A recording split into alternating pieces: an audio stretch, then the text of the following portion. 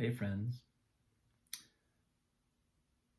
Back in my old environment, the plain off-white wall.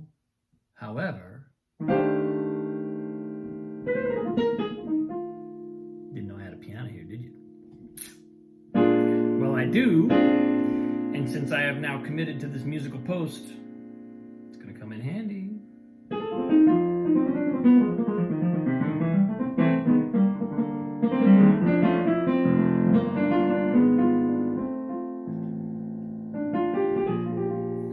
So, today, spectacular day. I met in person with a client, student, dear friend whom I've only been communicating with online for almost 2 years. And we jumped into a new phase of a project. It's kind of one of these amazing threshold days and also a celebration day.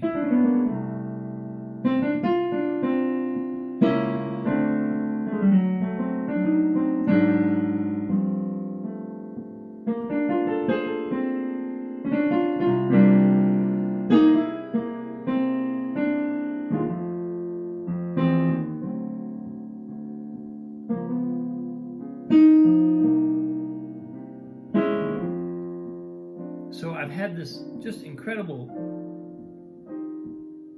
sense of newness, sense of a new horizon.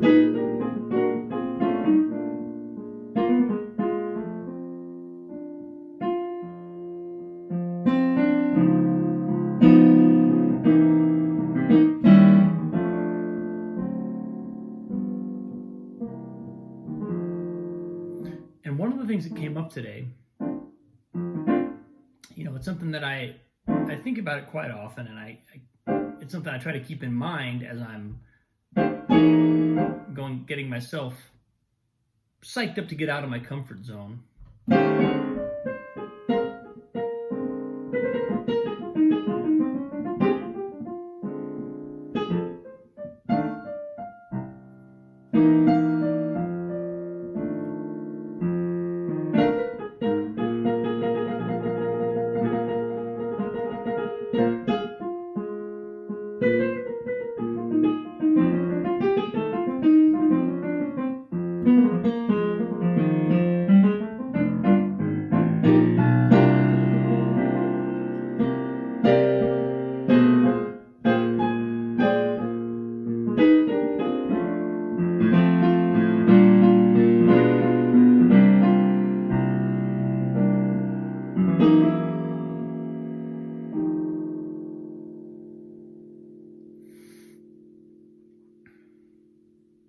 Came up in our conversation that the feeling of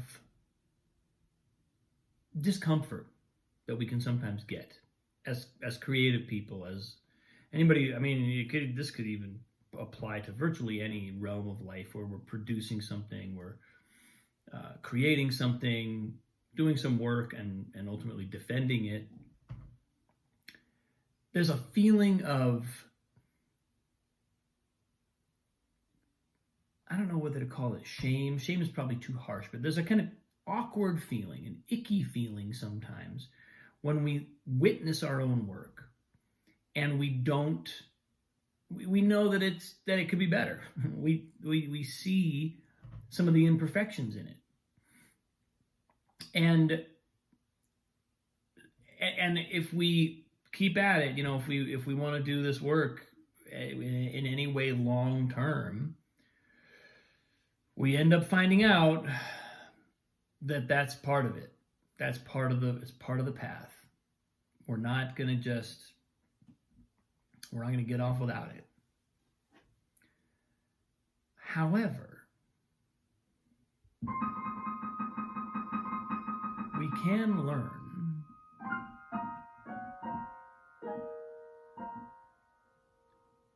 that feeling is almost always an immediate precursor to some sort of personal evolution. So that feeling that we have when we read something we've written, or listen to something that we've played, or perform something that we've written. This happened to me in songwriting, in theater writing. You know, you're out there doing something and having this moment. In the case of, you know, I can think of one quite acute example of this. Being on stage, getting a little ways into a piece that I'd spent a lot of time writing, and clocking within the first 5 to 7 minutes that this was not going to go the way I imagined it.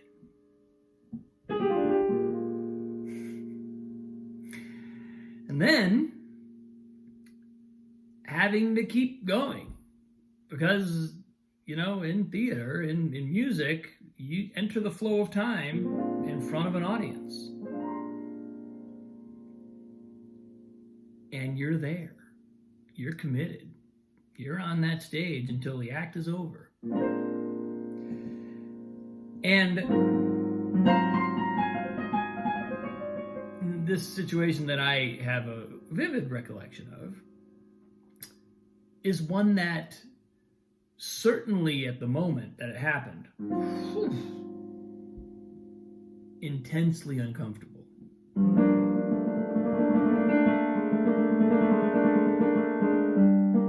Because it was both a reflection of what I'd created and sort of how I'd imagined what I had created, and a kind of mismatch with the experience of sharing it.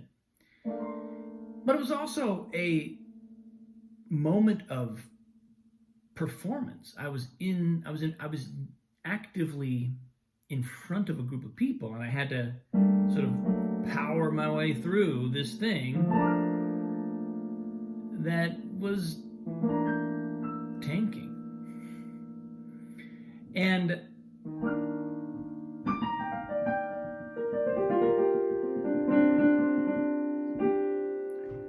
but what I came away from that with, after a little bit of time to have some objectivity, gain a little remove, was that was one of the most educational, one of the most fortifying experiences I could have ever had. Even though, in a lot of ways,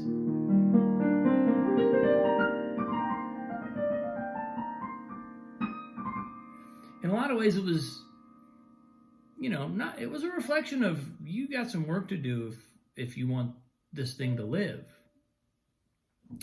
But at the same time, it was giving me a chance to just work and dig in and experience what I had created and see it on a whole new level. And as soon as that happens, now I'm seeing everything on a whole new level. I came out of that intensely uncomfortable. I mean, it was all I could do not to wish myself off that stage. But pretty shortly afterwards, it came through to me, oh, no. This is a beautiful, beautiful gift you've just been given. Because,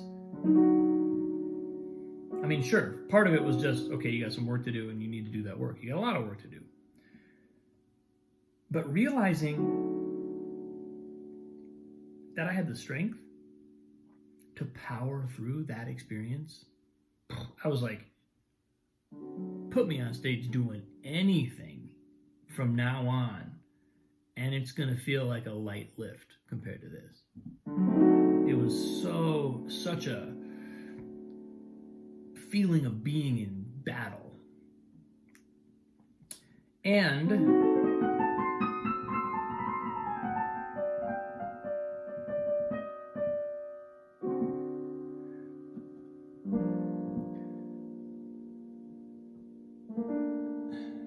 the other thing that came through, you know, over time,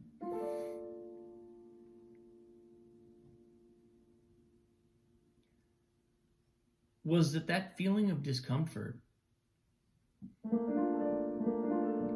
was beckoning me onwards. It was saying to me, hey, you have a consciousness of what you're trying to say. You have an awareness of what is true for you. You have an awareness of what is ironclad, what you would never change or negotiate, no matter how uncomfortable something got. And man, that lesson, to find out what you're made of, and find out what you can withstand in your aspiration or in your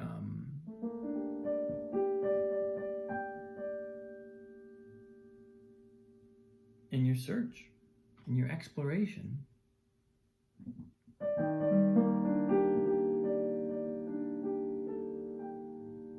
There's almost no greater gift.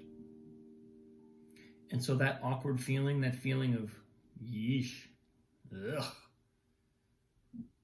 ends up becoming something that we don't just, it's not just that we don't want to avoid it, we actually start to seek it out. Bizarre. Truly bizarre. Creative people are a little nuts that way.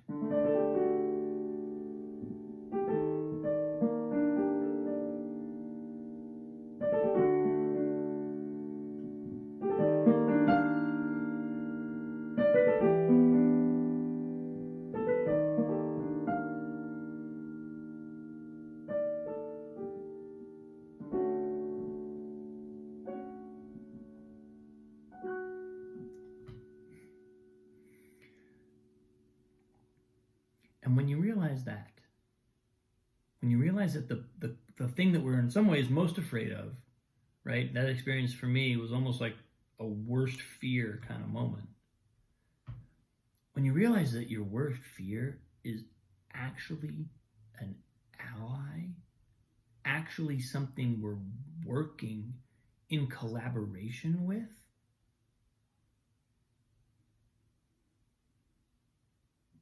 infinite power, only permission to experiment, to play, to search, to dig deeper, to go for it.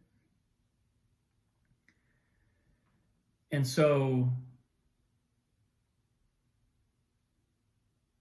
as this came up for me today, I was just I was profoundly touched that it had kind of come out this way, and it was just such a reminder to myself, and it gives me permission even now to be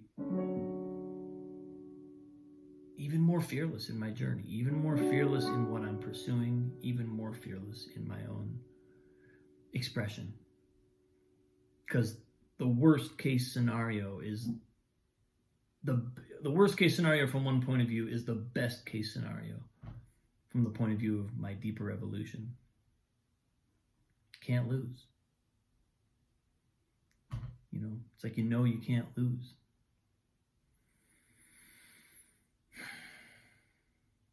So yeah, it's a great day. Beautiful new phase to a relationship, beautiful new phase to a project, and a pretty cool little insight that showed up. So, thanks for watching, folks. I appreciate you. Have a great day. I'll see you tomorrow.